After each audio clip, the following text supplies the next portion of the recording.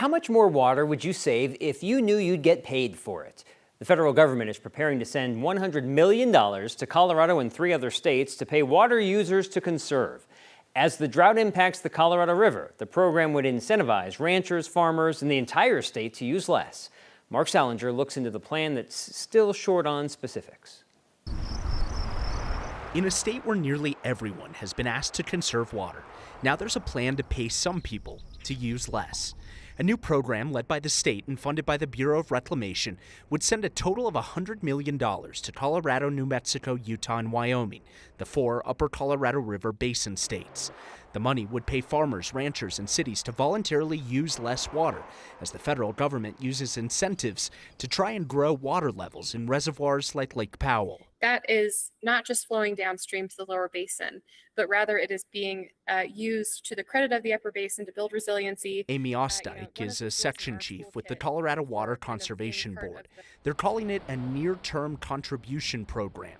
Saved water would be credited to Colorado and the other upper basin states and stored in reservoirs like Lake Powell or Blue Mesa here in Colorado. The state has paid water users to conserve water before, but in past programs, no one tracked where that saved water actually went once it left the state. This time, officials say they'll know. So it would be the first time that there is a conservation program established. But there are still a lot of questions. States would have to account for how much water is saved and who saved it. A challenging task. It's still not clear how the money would be split up or how much each state would get. It's also unknown even how much water the state could actually conserve in a year when water is already hard to come by. The way that we conserve water looks a little bit different up here.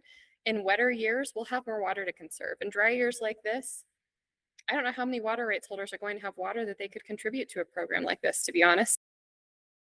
Nothing has been signed yet either, but Colorado says that the feds have told them that they intend to make this program a reality. They say this agreement would run parallel to any new operating rules that are agreed upon or imposed for the Colorado River as a whole. The rules that govern the river expire at the end of September, and the 7 states that use the river have not yet been able to come to an agreement so far, blowing past several important deadlines, Marshall.